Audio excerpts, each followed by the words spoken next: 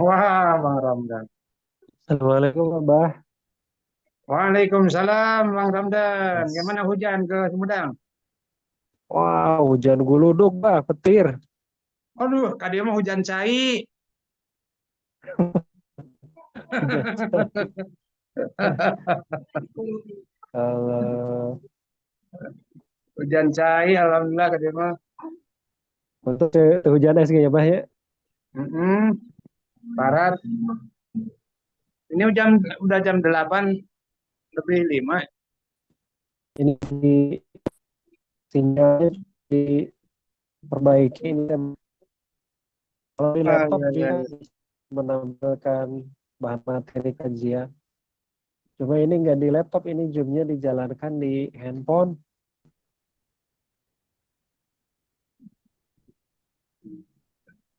Siapa sekarang tutorialnya Pak Guru? Semuhun, Abah, semuhun. Ya, ini Ya, bagian sekarang kajian kita pendahuluan tentang fikih saum Ramadan. ya. Bukunya sudah dibagikan, ini hanya terkendala nggak bisa ditampilkan sinyalnya mungkin karena cuaca.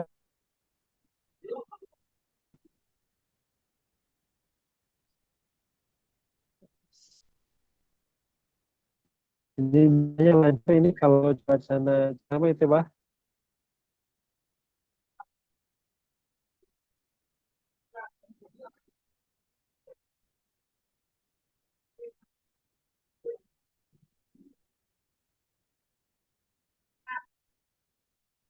yang hadir baru empat orang ya, tiga orang Pak Abdul Aziz, Pak Nur Hadi, Pak Yayan Safrianto. Hmm.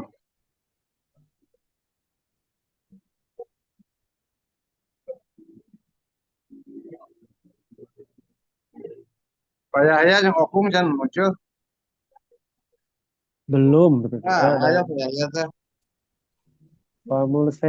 Pak Mulsesdi, selamat datang Pak Mulsesdi. Tang Ustaz. Alhamdulillah.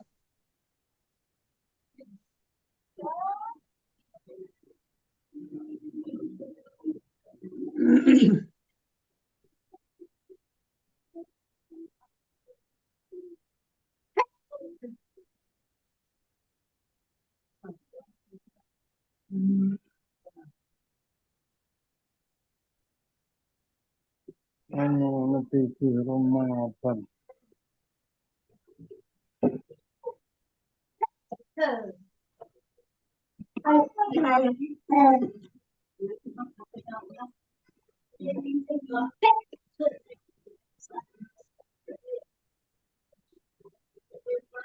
À, bisa iya, bisa iya, bisa iya, iya, bisa iya, bisa.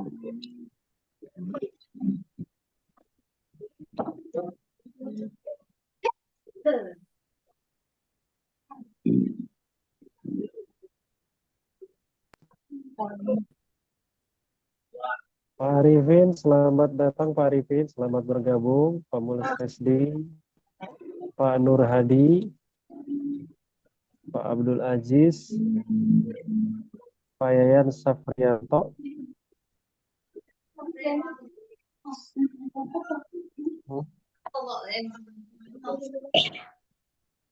Roti kan pada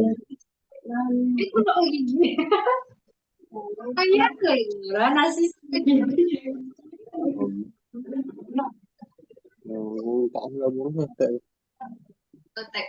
Susukan itu ada dulu.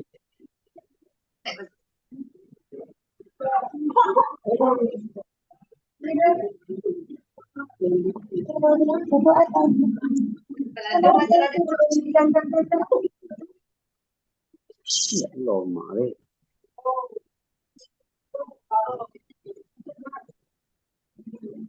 Ayo terus semangat di subscribe layar.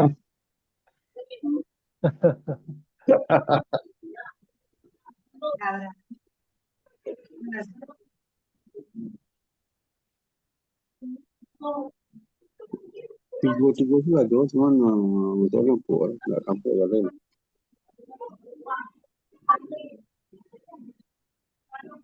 Ini kalau dimulai, Mbak Ajis, ini nggak bisa ditampilkan bukunya. Nggak apa-apa gitu, masing-masing buka DWA aja. Gimana nih kebijakan? Bang, Ya, Pak. bisa dinikmati oleh teman-teman semua. Bang Kurnia ada. Assalamualaikum.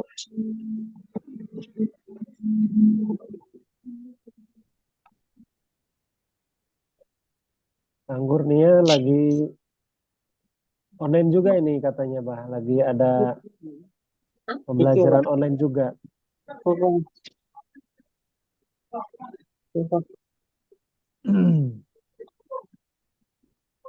Angkurnya lagi ada kelas nih, jadi kesana kesini. Bunyi speaker.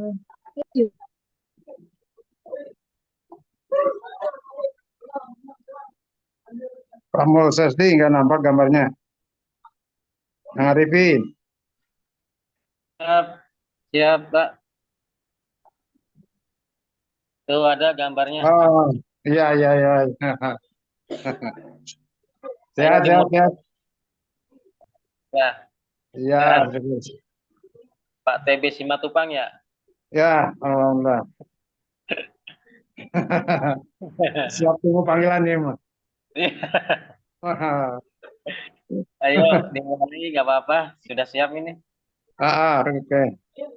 Ini Pak gurunya belum datang. Oh Angkat gitu. hujan mungkin. Siap, siap.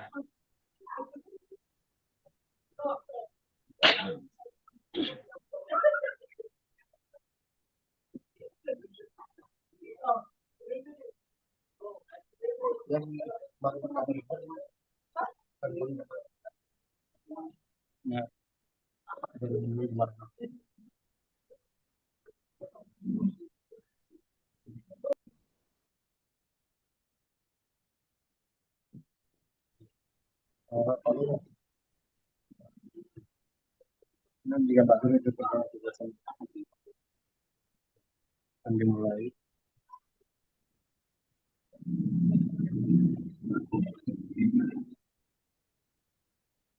Oke, kita tinggal ketupanya.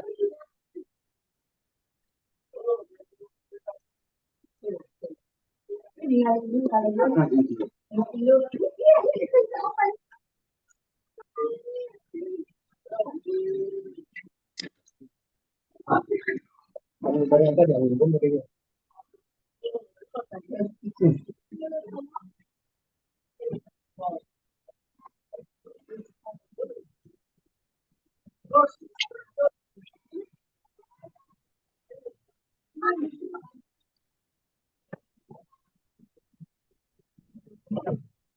Ya, Pak Heri selamat bergabung.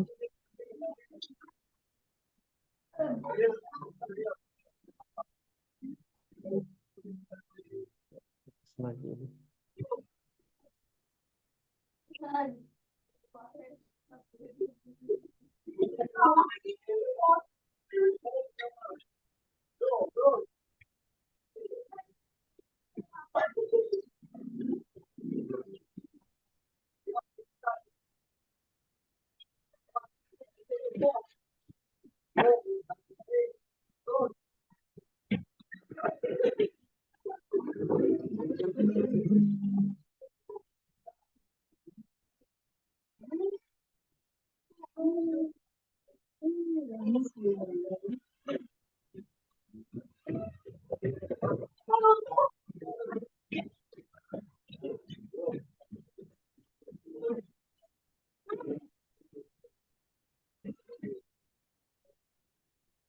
Ada berapa kan santri online? Ada 6, ada 6 orang. Oh, baru 6. Semuanya yang terdaftar berapa? Ada yang izin nggak bisa masuk tadi itu.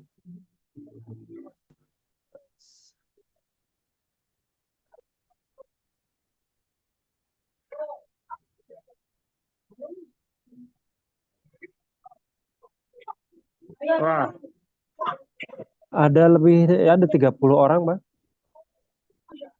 Pak Moses Hadi. Ya. Assalamualaikum Bang Ustaz. Assalamualaikum. Waalaikumsalam, Pak Mulsesdi. Ya, alhamdulillah. Ya, ketemu di kelas pesantren online. Iya, Alhamdulillah Ustaz. Semoga dapat ilmu bermanfaat ya malam ini. Amin, amin, insyaallah. Allah. gimana cuaca di sana, Pak Mulses? Baru hujan? siap hujan, baru siap hujan Ustaz. Oh, luar biasa. Baru selesai hujan ya? Ya, baru siap hujan ya, baru selesai hujannya Ustaz. Baru selesai.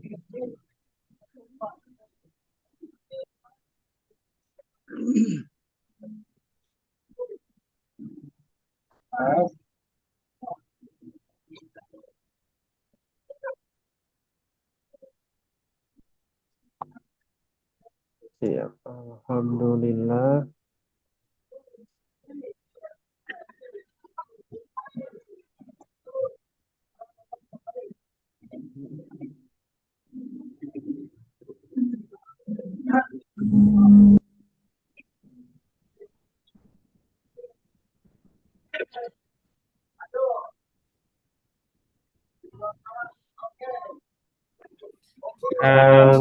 Ustadz Kurnia ini bisa ditampilkan ininya layar untuk dipelajari hari ini bahan ajarnya. The host is not allowing sharing for this meeting.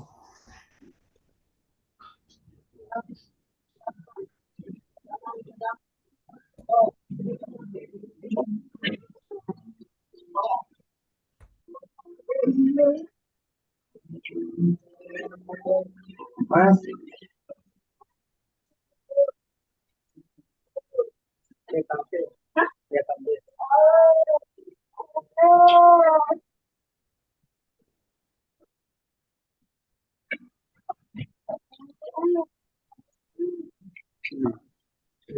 Para peserta pesantren online sekalian, sepertinya ini untuk bahan kajian kita pada malam hari ini tentang risalah, buku risalah Saum Ramadan dilihat di pesan WhatsApp yang sudah dikirimkan, karena di Zoom ini tidak bisa ditampilkan. Bisa dilihat di bagian atas pesan WhatsApp grup pesantren online ini udah dikirim risalah Saum Ramadan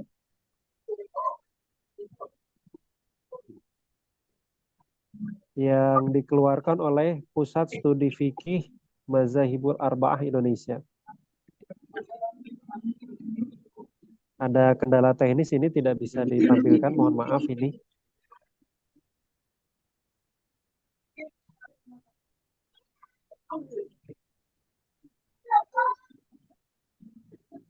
Bagaimana kira-kira dimulai aja, Mbak? Yang lain? Sebaiknya udah saatnya udah lebih 20 menit. Dimulai aja ya. Mulai Ya, aja. sambil menunggu yang lain. Ya. Baik, bisa dilihat di WhatsApp yang di-share di grup.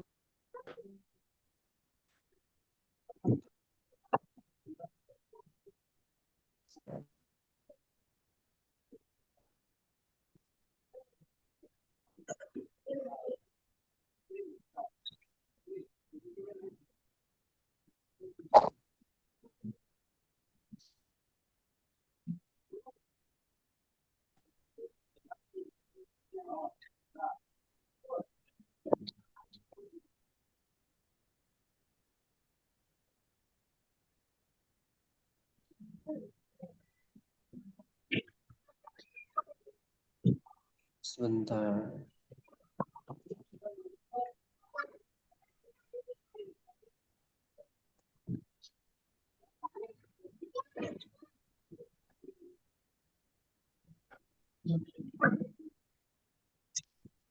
Suaranya terdengar jelas suaranya? Jelas Ustaz. Tes. Nah, jelas. Kita mulai. Bismillahirrahmanirrahim. Bismillahirrahmanirrahim. Assalamualaikum warahmatullahi wabarakatuh. Waalaikumsalam warahmatullahi wabarakatuh. Warahmatullahi wabarakatuh. Alhamdulillahilladzi arsala rasulahu bil huda wa dinil haq liyudhhirahu 'ala dini kullihi wa kafa billahi syahida. Asyhadu an la ilaha illallah wahdahu la syarikalah wa asyhadu anna Muhammadan abduhu wa rasuluhu la nabiyya ba'da. May yahdihillah fala mudhillalah wa may yudlil falan tajida lahu waliyyan mursyida. Asyhadu an la ilaha illa anta al-malikul haq wa huwa ala kulli syai'in qadir. Ya ayyuhalladzina amanu taqullaha haqqa tuqatih wa la tamutunna illa wa antum muslimun. Baik peserta pesantren online yang dirahmati Allah, pada kesempatan malam hari ini Allah mempertemukan kita pada kajian perdana Risalah Saum Ramadan yang insya Allah ini menjadi bekal kita untuk menghadapi Saum Ramadan ke depan. Semoga kitab ini menjadi motivasi pemicu sehingga kita lebih bersemangat untuk mengkaji di luar pembelajaran ini. Ini ada kemudahan yang Allah berikan kepada kita. Buku ini sudah diterjemahkan, berbeda dengan kitab sebelumnya yang kita kaji, kitab Durusul Lughah Al-Arabiyah itu kan belajar dari bahasa Arabnya, termasuk tafsir ayat ahkam juga bahasa Arab. Nah, kalau ini bahasa Arabnya sudah diterjemahkan, sehingga kita membaca secara otodidak pun insya Allah bisa memahami dan mempersiapkan menghadapi ibadah Saum Ramadan pada tahun ini. Salawat serta salam semoga tercurah limpah kepada junjungan kita semua, Nabi Muhammad Sallallahu Alaihi Wasallam, beserta pada seluruh kaum muslimin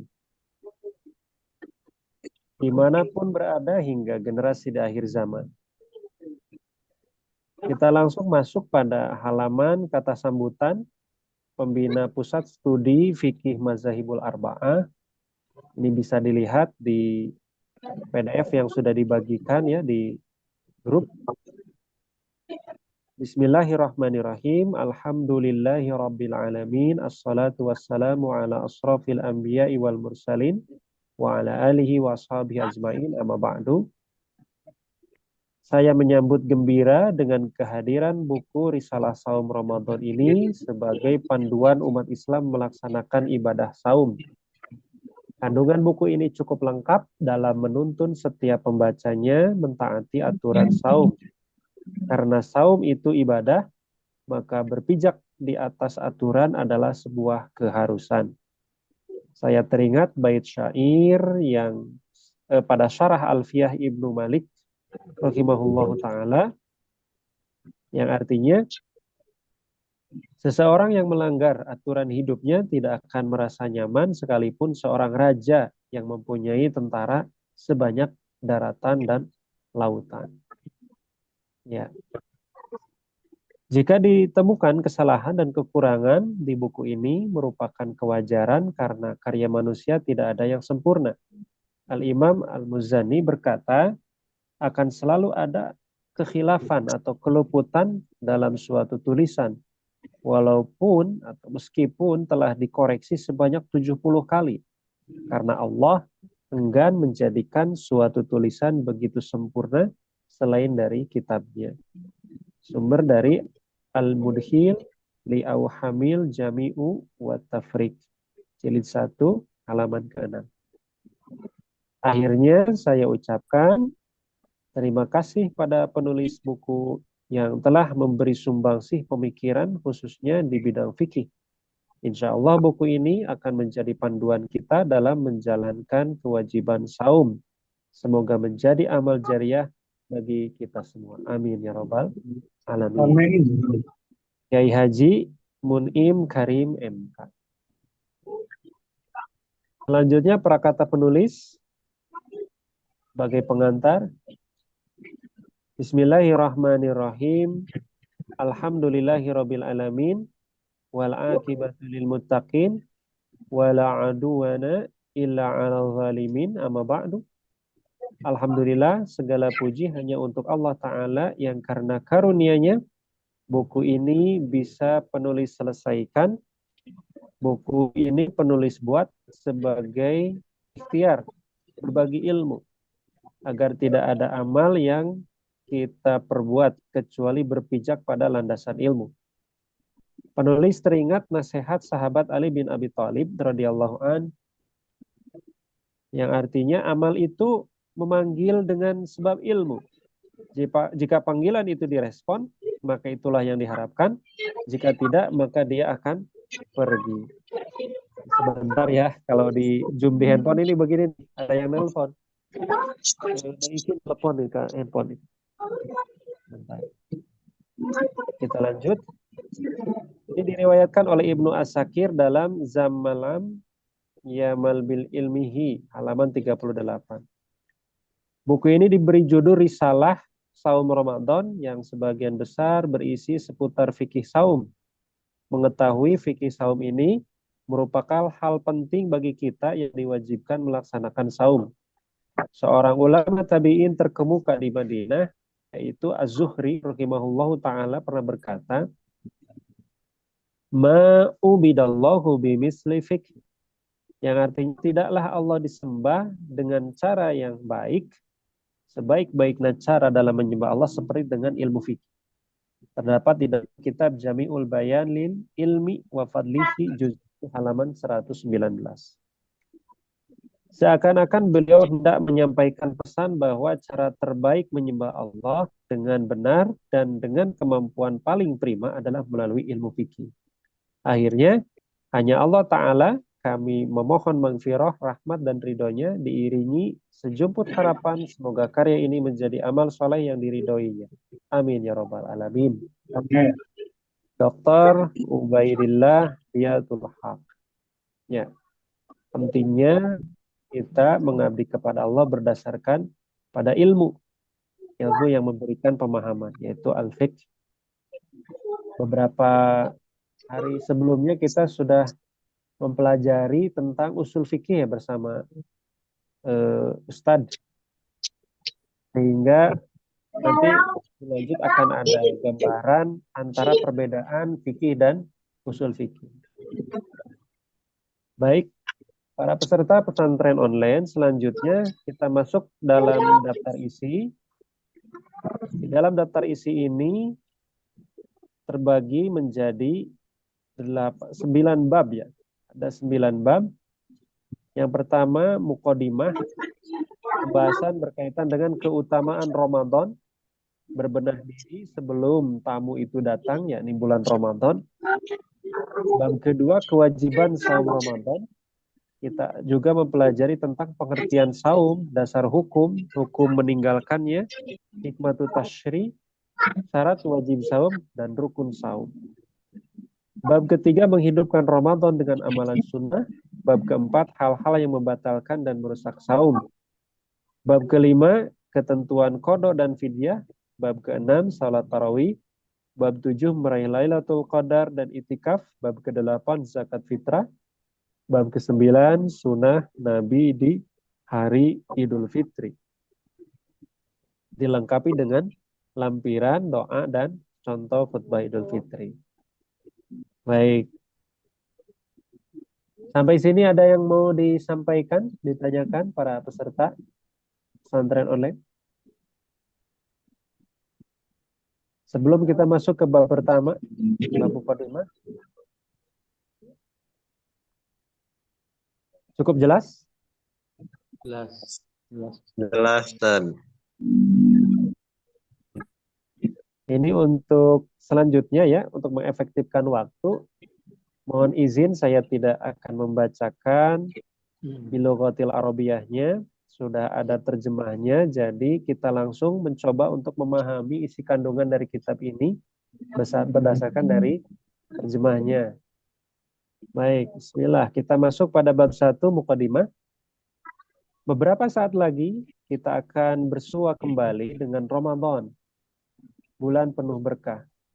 Para sahabat sangat merindukan kehadiran Ramadan sehingga dalam satu riwayat disebutkan yang artinya mereka para sahabat berdoa kepada Allah selama 6 bulan. Ya Allah, 6 bulan. Untuk apa? Supaya mereka dapat berjumpa dengan bulan Ramadan. Kemudian mereka pun berdoa kepada Allah selama 6 bulan juga supaya amal mereka diterima Allah Subhanahu wa taala. Ini persiapannya para sahabat itu sampai 6 bulan. Nah, kita ada yang mempersiapkan diri 6 bulan sebelum Ramadan tiba? Insya Allah ke depannya ya. Insya Allah. Insya Allah ke depannya. Setelah memahami buku ini, buku fikih ini, oh ternyata luar biasa. Para sahabat itu betul-betul mempersiapkan diri 6 bulan menjelang Ramadan.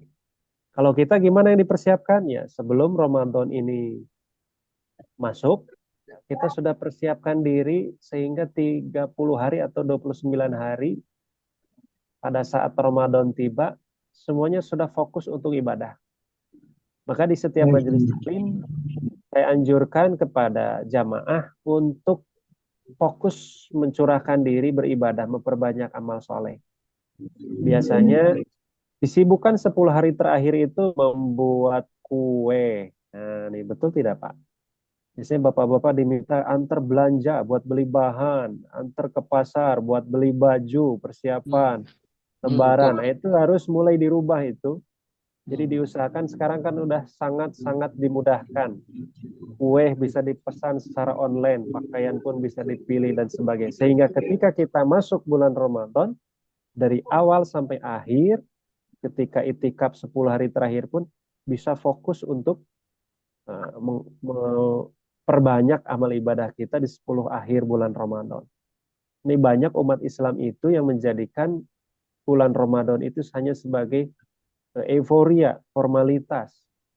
Banyaknya makanan di hari terakhir, berlomba membeli pakaian yang indah, yang bagus, sehingga 10 hari terakhir yang harusnya pemburuan malam Lailatul Qadar ini terlupakan dengan hal-hal yang bersifat kalau dibilang tidak urgensi ya. Rasulullah SAW tidak mencontohkan atau mengajarkan untuk di akhir bulan Ramadan itu memperbanyak waktu mencari pakaian dan memperbanyak makanan. Baik sahabat sekalian, peserta pesantren online, kita lanjutkan. Oleh karena itu, ya, di dalam buku ini disebutkan, oleh karena itu selayaknya kita pun berharap dan berbahagia ketika dipertemukan dengan Ramadan karena ia ibarat kepompong yang mengubah kita menjadi pribadi yang lebih baik. Ya.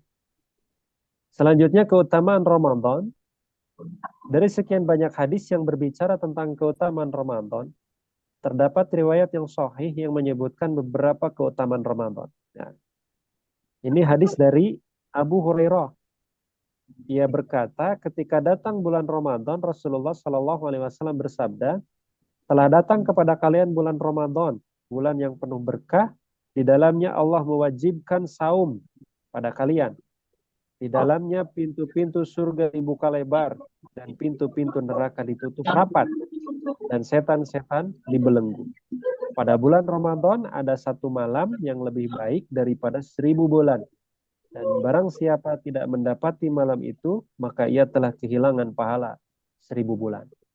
Ini menandakan bahwa kita harus mengutamakan tahun Ramadan ini dari awal, semakin akhir semakin memperbanyak amal.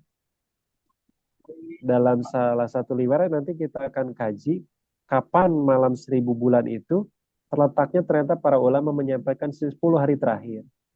Dan biasanya kebanyakan kaum muslimin 10 hari terakhir itu sibuk-sibuknya mempersiapkan hidangan dan pakaian. Baik. Selanjutnya Syekh Saleh Fauzan rahimahullahu taala menjelaskan, hadis ini adalah kabar gembira bagi hamba Allah yang soleh dengan datangnya Ramadan. Karena Nabi Shallallahu Alaihi Wasallam memberi kabar kepada para sahabatnya radhiyallahu anhum mengenai datangnya Ramadan. Ini bukan sekedar kabar semata, tetapi maknanya adalah bergembira dengan datangnya momentum yang agung. Ahaditsus Syam halaman 13. Baik, kami ucapkan selamat datang yang baru bergabung kembali. Ya, kita lanjutkan.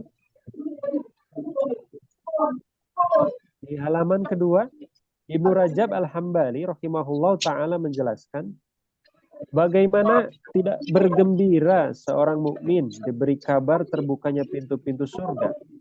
Bagaimana tidak bergembira seorang pendosa diberi kabar tertutupnya pintu-pintu neraka. Bagaimana mungkin seseorang yang berakal tidak bergembira jika diberi kabar tentang sebuah waktu yang di dalamnya para setan dibelenggu. Dari sisi manakah ada suatu waktu yang menyamai waktu ini, yaitu bulan Ramadan. Kalau diibaratkan yang sedang berbisnis, ini waktu ramai banyak pembeli. Kalau diibaratkan yang bertani, di waktu di mana panen tiba. Maka para sahabat sangat bergembira ketika akan memasuki bulan Ramadan. Ini terdapat di dalam Lataiful Ma'arif halaman 148.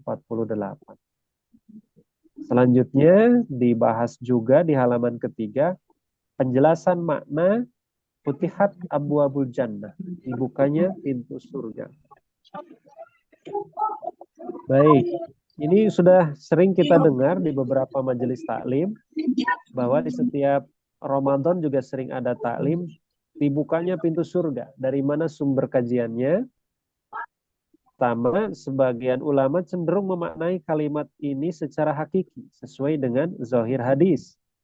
Sebagaimana di dalam kitab Tanwirul Hawalik Syarah Al-Muwatta Imam Malik, jilid 1, halaman 295, yang artinya, maka Qadhi berkata, Qaniat berkata, hadis itu mengandung makna sesuai dengan zahir dan hakikatnya. Dan sungguh dibuka pintu-pintu surga, ditutup pintu-pintu jahanam, dan setan-setan dibelenggu adalah tanda masuknya bulan Ramadan. Dan mengagungkan kehormatannya dan dibelenggu menunjukkan bahwa setan terhalang untuk menyakiti orang-orang mukmin dan mengganggu mereka. Jadi dalam kitab Tanwirul Hawalik Syarah Al-Muwatta Imam Malik, Al-Qadhi mengatakan bahwa dibuka pintu surga itu secara tekstual. Dibelenggunya setan-setan itu dibelenggu tidak menyakiti orang-orang mukmin secara tekstual. Yang kedua, ini terlalu cepat atau tidak? Enggak. Sedang ini sedang. Tidak terlalu cepat sedangnya. Enggak.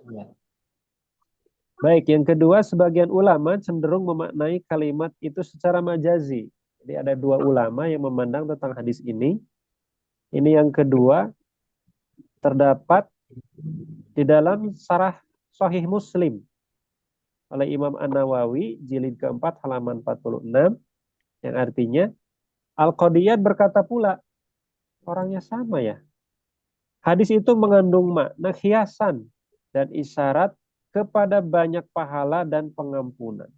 Dan setan-setan sedikit menggoda dan menyakiti orang-orang beriman sehingga keadaannya seperti dibelenggu. Dan dibelenggu mereka itu dari beberapa perkara. Sedangkan pada perkara lain tidak demikian. Begitu pula dalam menggoda beberapa manusia.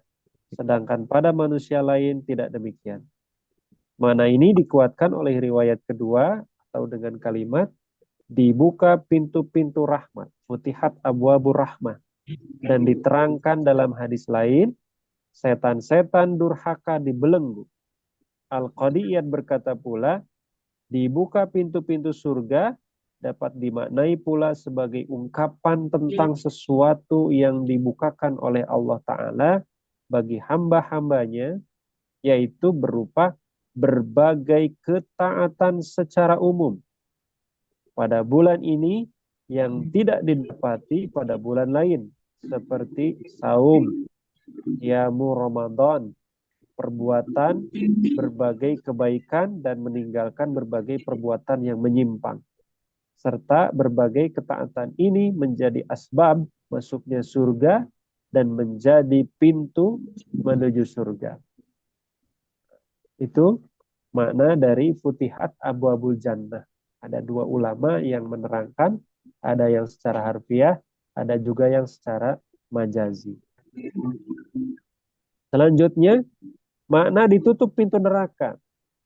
Al-Qastalani rahimahullah ta'ala berkata di dalam Irsyadu Asy-Syar'i Syarah Sahih Bukhari jilid kelima halaman 294 yang artinya perkataan ditutup pintu-pintu jahanam atau ditutupnya pintu-pintu neraka adalah makna hakiki atau makna kiasan dari kesucian jiwa orang-orang yang melaksanakan saum dari perbuatan jelek dan selamat dari faktor-faktor pendorong maksiat dengan mengekang syahwat.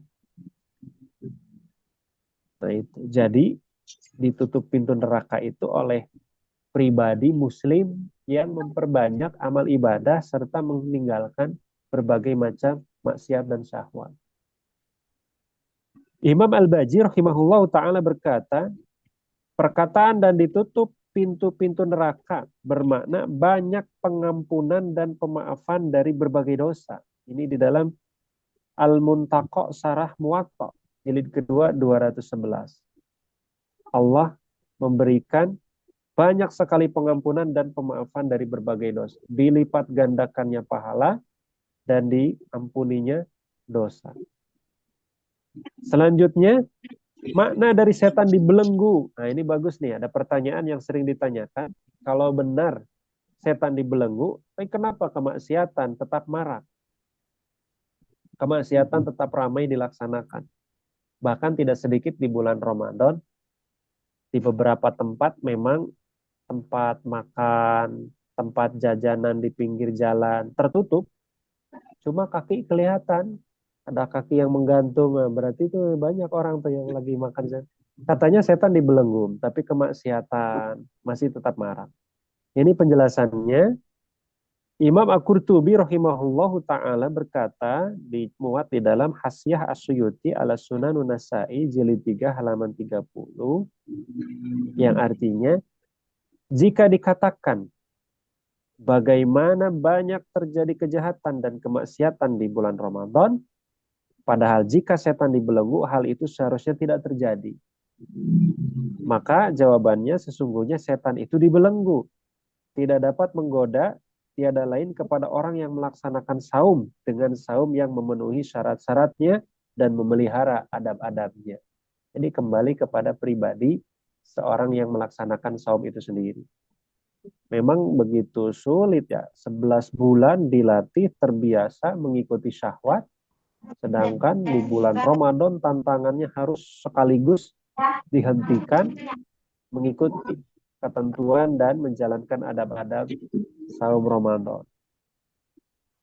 Selanjutnya Az-Zarqani rahimahullah ta'ala berkata di dalam Syarah Az-Zarqani alal Muwatta Imam Malik jilid 2 halaman 269 yang artinya dapat dimaknai bahwa maksudnya setan-setan tidak bebas dalam menggoda kaum muslimin. Sebagaimana halnya menggoda mereka di bulan lain. Karena mereka sibuk dengan ibadah saum yang di dalamnya terdapat faidah pengekangan syahwat. Juga sibuk dengan memperbanyak membaca Al-Quran dan zikir kepada Allah. Nah, jadi kembali lagi oleh Imam Az-Zarqani juga, setan dibelenggu itu maksudnya seseorang yang melaksanakan saum di bulan Ramadan dituntut memperbanyak membaca Al-Quran dan zikir serta menahan hawa nafsunya dari makan, minum, serta mengikuti syahwat. Itu ketentuannya. Sehingga setan itu betul-betul dibelenggu. Dari riwayat ini saja sudah cukup memotivasi kita untuk bersiap menyongsong kehadiran Ramadan. Jadikan Ramadan tahun ini menjadi Ramadan terbaik. Berbenah diri sebelum tamu itu datang. Boleh kita rancang, kita susun apa saja yang akan dilaksanakan selama bulan Ramadan ini, kalau misalkan target dalam bulan Ramadan ini membaca Al-Quran tamat satu kitab ya, 30 juz satu hari, misal berarti harus berapa juz tuh? Kalau satu bulan 30 hari khatam Quran berarti satu hari harus berapa juz? Satu juz. Satu juz itu kalau dibaca sekaligus bisa memakan waktu 1 jam kalau lancar. Maka ada trik, dibagi 5 waktu. Bisa sebelum sholat wajib, bisa setelah sholat wajib. Satu juz itu biasanya ada 10 lembar ya, 10 lembar. Jadi setiap selesai sholat bisa dicicil 2 lembar, 2 lembar. Setelah subuh atau sebelum subuh 2 lembar, zuhur 2 lembar, asar 2 lembar, maghrib 2 lembar, isya 2 lembar. Itu lengkap satu hari itu 1 juz. Nah, kalau misalkan pengen 2 juz ya berarti ditingkatkan. Jadi 4 lembar tiap setelah sholat bacanya. Itu bisa sampai 2 kali selesai khatam baca Al-Quran.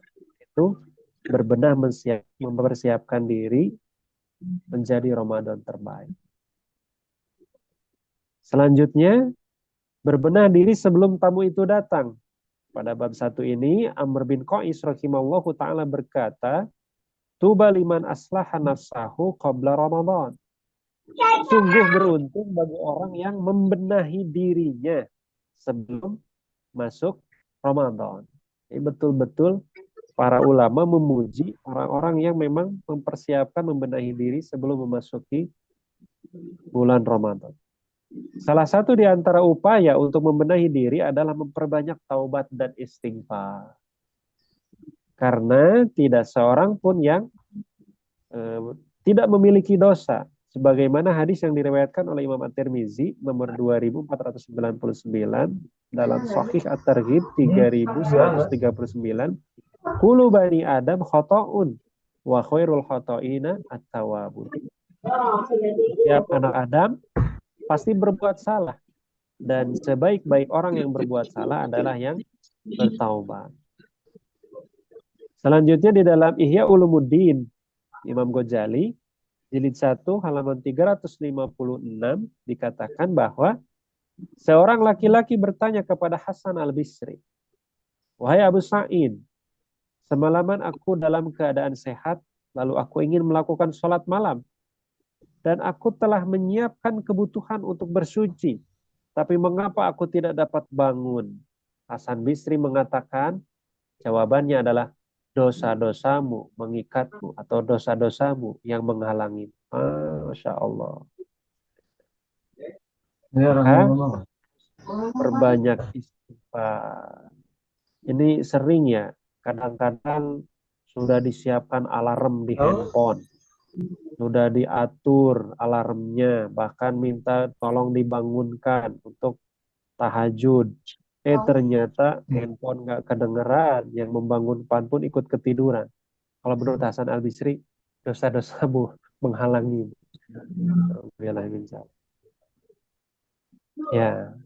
Selanjutnya Umar bin Abdul Aziz rahimahullahu ta'ala berkata di dalam Majmu'ul Fatawa yang artinya barang siapa beribadah kepada Allah tanpa didasari ilmu, maka lebih banyak kerusakan yang diperbuat daripada kebaikan yang akan diraih.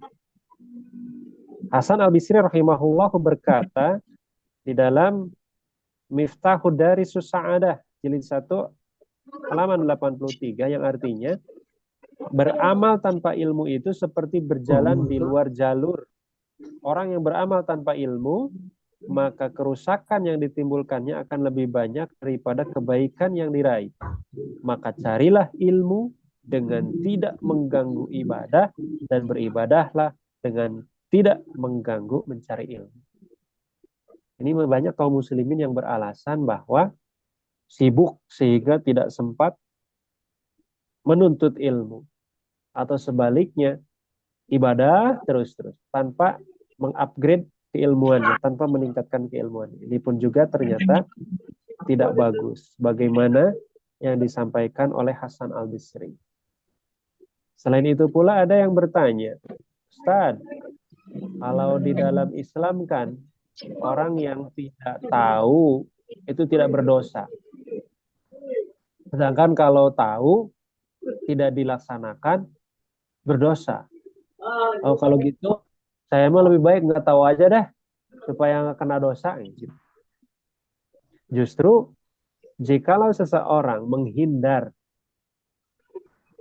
supaya tidak berdosa karena ketidaktahuannya, karena dia tidak menuntut ilmu, yang akan terkena dosanya itu bukan karena ketidaktahuannya, tapi karena kesengajaan dia tidak mau menuntut ilmu. Itu dosa yang dikenakan. Gitu ya. Sahabat sekalian, peserta pesantren online, bab 1 sudah kita bahas bersama-sama. Sampai sini ada yang mau ditanyakan atau yang mau menambahkan, dipersilahkan. Pak Abdul Aziz, Pak Heri, Pak Mulsesdi, Pak Nur Hadi, Pak Arifin, Pak Doni. Dari bab 1 ini ada yang mau ditambahkan atau ada yang mau bertanya, dipersilahkan. Begini Ustaz, jadi ada pertanyaan sih dari apa yang perlu dipersiapkan dalam menghadapi Ramadan, apa saja gitu. Ya Pak, jadi sampaikan yang pertama, ilmu. Dalam kitab Risalah Saum Ramadan ini, ilmu untuk menghadapi saum itu sudah dilengkapi Pak. Dibaca, bisa nanti dibaca. Pertemuan yang akan datang, kita sudah masuk saum Ramadan ya. Jadi setelah kajian ini, diharapkan para peserta tidak hanya selesai sesi di sini, tetapi di rumah masing-masing bisa terus dibaca Pak. Tentang ilmu saum ini. Di bab 2, di bab 3, apa saja yang membatalkannya, apa saja yang dapat merusak pahalanya. Itu harus sudah kita ketahui. Dan ternyata, barang siapa yang membatalkan saum Ramadan secara sengaja, itu tidak bisa diganti dengan saum selama setahun. Itu ada hadisnya. Bahkan setelah kita pelajari lebih lanjut, Ali bin Abi Thalib pernah memberikan hukuman dera, hukuman pukulan kepada Muslim yang sengaja membatalkan saum Ramadan tanpa uzur. Itu nanti ada hadis di pertemuan yang akan datang. Kenapa dia membatalkannya? Sambil mabuk. Mabuk Pak Arifin di bulan Ramadan. Itu kena pukulan, kena sanksi takzir, mabuknya 80 kali. Setelah beres, besoknya ditambah lagi 20 kali. Kemudian ditanya, loh, kok saya ditambah lagi 20 kali? Karena kamu membatalkan saum Ramadan. Yang 80 kemarin itu hukuman dera karena kamu mabuk.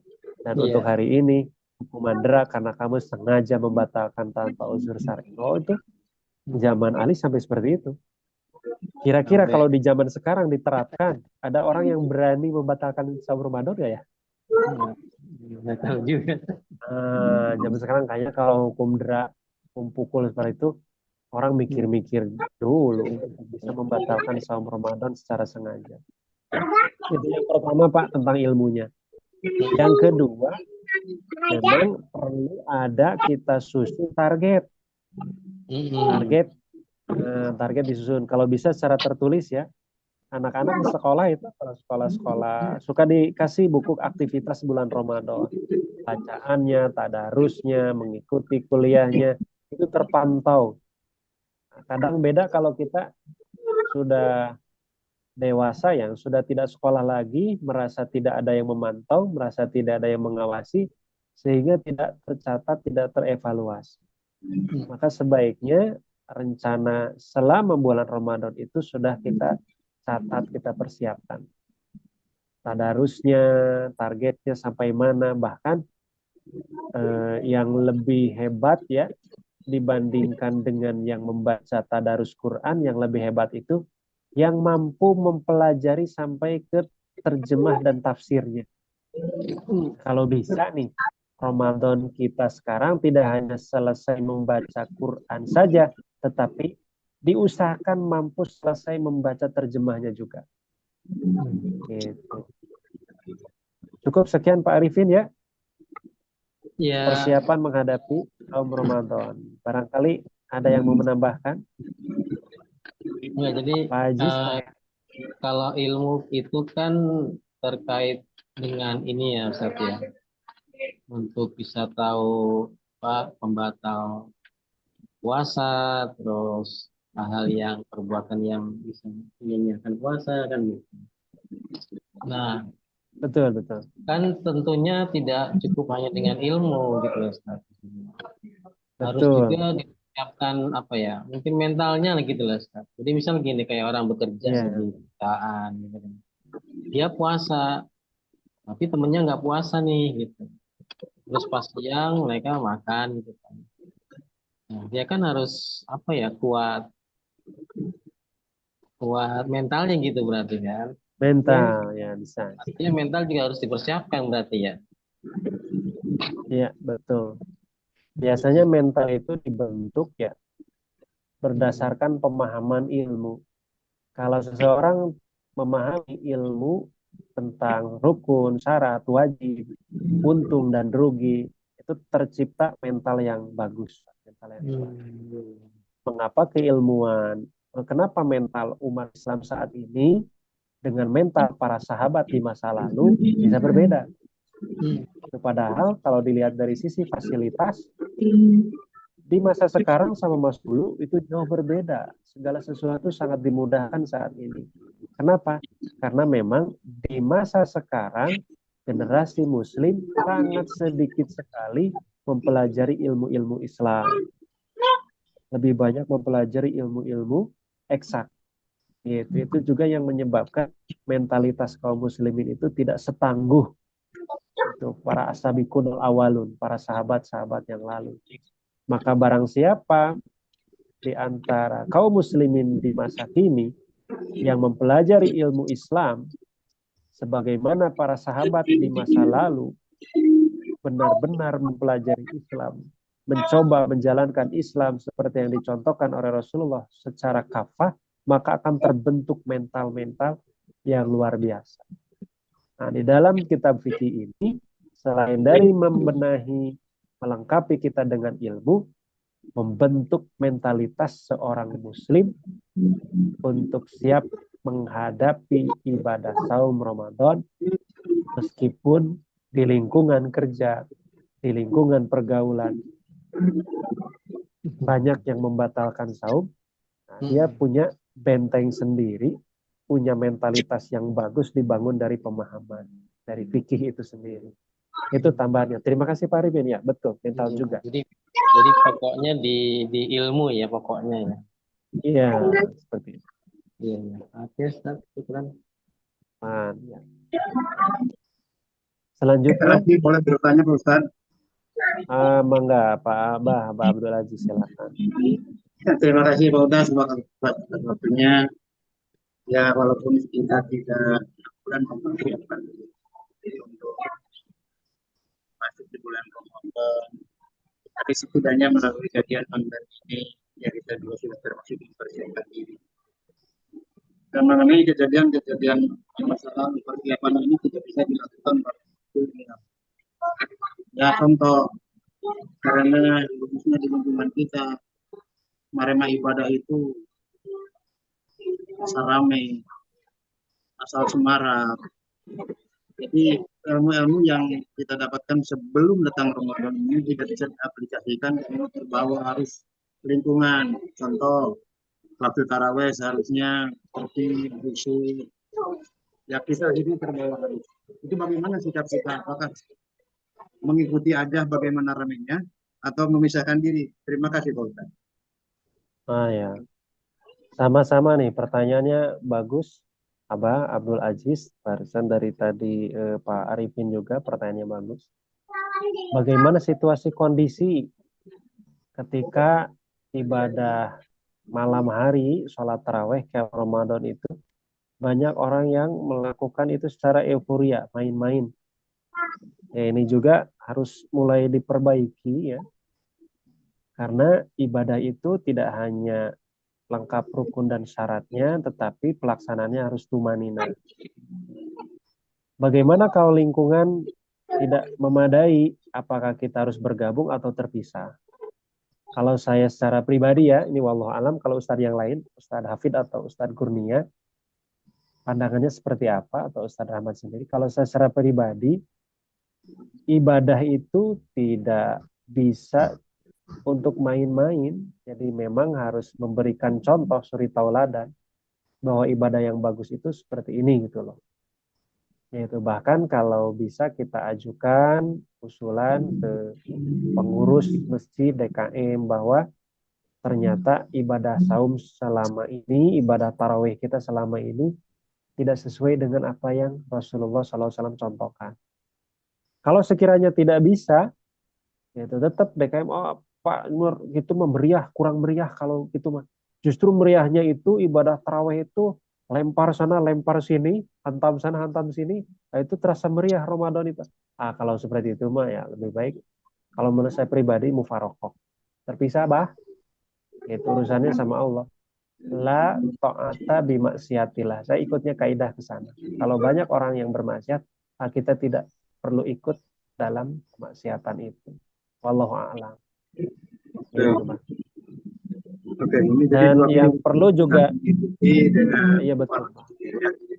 dan mudah-mudahan sekalipun mufarokoh kita termasuk orang yang bisa memisahkan diri dari euforia tadi, karena ibadah bukan euforia. Sedangkan apa yang kita lakukan ini harapan utamanya la'allakum tattaqun. Jadi sangat perjanjian sekali orang-orang yang takwa pekerjaannya seperti itu. Jadi ibadah dibikin mainan, ibadah dibikin rebutan. Intinya di satu kampung ada 2 masjid, itu berlomba paling cepat. Yang pada akhirnya yang memberi itu tidak dapat muatan, yang cepat itu selalu penuh. Iya betul. Jadi imamnya juga bacaannya ya langsung cepat ya, sama-sama Abah. Ya, ini juga merupakan hal yang unik ya di bulan Ramadan ini. Dalam salah satu hadis ternyata dikatakan Rasulullah SAW bersama para sahabat mengalami 2 peperangan di bulan Ramadan ini. Tuh, yang kita mah taraweh juga sudah carut marut ya. Apalagi zaman Rasulullah mengalami 2 peperangan. Yang pertama perang Badar, yang kedua perang persiapan Futuh Mekah. Terjadinya di bulan Ramadan. Perjalanan Pak, dari Madinah menuju Mekah itu kurang lebih jaraknya Jakarta-Surabaya. Ditempuh dalam keadaan posisi sedang saum Ramadan. Waduh, luar biasa itu. Dan ternyata ada hadis juga yang saya rasa keliru dipahami oleh umat Islam ketika sahabat bertanya kepada Rasulullah setelah peperangan, ya Rasulullah, adakah perang yang lebih dahsyat dibandingkan dengan perang ini? Rasulullah menjawab, yaitu memerangi hawa nafsu, katanya. Betul gitu ya, Bah ya? Iya. Dengar di situ? Nah, justru yang menjadi pertanyaan, apakah sahabat atau kaum muslimin yang berangkat dari rumahnya menuju medan perang, li'ihla'i kalimatillah, mereka tidak mampu menghadapi hawa nafsunya? Mereka yang gugur atau syahid di medan perang, meninggalkan rumah, anak, istri, berangkat ke medan perang, apakah mereka tidak mampu mengalahkan hawa nafsunya? Nah, maka kalau kita lihat dari asbabul wurud hadis tersebut, ketika sahabat bertanya setelah perang Badar, atau perang Badar ya kalau nggak salah, perang Badar telah dilaksanakan, kemudian bertanya kepada Rasulullah, akankah ada perang yang lebih hebat, lebih dahsyat dari perang ini? Rasulullah menjawab, perang melawan hawa nafsu ketika engkau berada pada posisi menang, posisi unggul, posisi nyaman, posisi serba memiliki kelebihan dan fasilitas. Jadi perang yang paling sulit itu perang tatkala kita memiliki segala sesuatu yang lebih dari cukup. Kalau kita punya penghasilan 300.000 ya paling belanja dihitung-hitung dulu, mau beli ini ditahan, beli itu ditahan. Karena memang dalam situasi kondisi yang berkecukupan. Tetapi ketika kita punya penghasilan 1 bulan 1 miliar, ini nih Mbak, 1 miliar 1 bulan kira-kira mau dibiarin atau mau dibelanjain? Mau dibelanjakan atau mau disimpan aja kalau punya penghasilan sebulan 1 miliar? Belanjain. Dibelanjakan, pakaiannya diperbaiki, rumahnya, kendaraannya, dan lain sebagainya. Nah, pertanyaannya apakah itu nafsu, keinginan, ataukah kebutuhan? Nah, itu kembali ke sana. Dari hadis tersebut, kita menandakan bahwa di bulan Ramadan ini, kita menahan hawa nafsu, diusahakan melakukan hal yang diperlukan, bukan hal yang diinginkan. Itu bah tambihanana. Terima kasih. Hatur nuhun, terima kasih banyak semuanya. Ini sudah jam 21.06, waktunya sudah habis ya. Ya, Lebih 6 menit ini, mohon maaf ya. Ya, sampai sini dulu pertemuan kita. siap. Terima kasih banyak atas perhatian dan kerjasamanya. Mohon maaf apabila ada ucapan yang kurang berkenan. Kita tutup kegiatan pesantren online pada malam ini dengan bacaan istighfar dan kifarat majelis. Astagfirullahaladzim, subhanakallahumma wa bihamdika, asyhadu an la ilaha illa anta, astaghfiruka wa atubu ilaik. Mohon dibuka videonya, kita foto bersama. Pak Heri, Pak Arifin, Pak Doni, bisa dibuka layar videonya, difoto bersama dulu.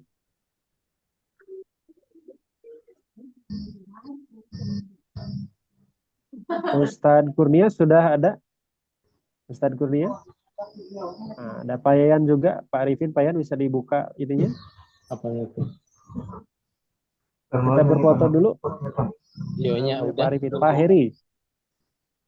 Siap difoto dulu ya? Saya Siap. Hitungan ketiga. Pak Heri belum muncul nih sama Pak Yayan. Siap. 1, 2, 3. Ya. Siap. Sekali lagi. Pak Heri dan Pak Yayan belum muncul nih. Punya saya ininya Pak, kameranya nggak bisa. Oh, Desktop kameranya. jadul Siap, 2011 Pak ya. Yayan. Saya jungkir. Pak Yayan, ya, siap. Terima kasih Pak Yayan sudah bergabung. Siap. Kita foto 1, 2, 3. Ya, terima kasih banyak atas perhatiannya. Saudara-saudara sekalian, terima kasih. Saya tutup dengan doa. Wassalamualaikum warahmatullahi wabarakatuh. Waalaikumsalam warahmatullahi wabarakatuh.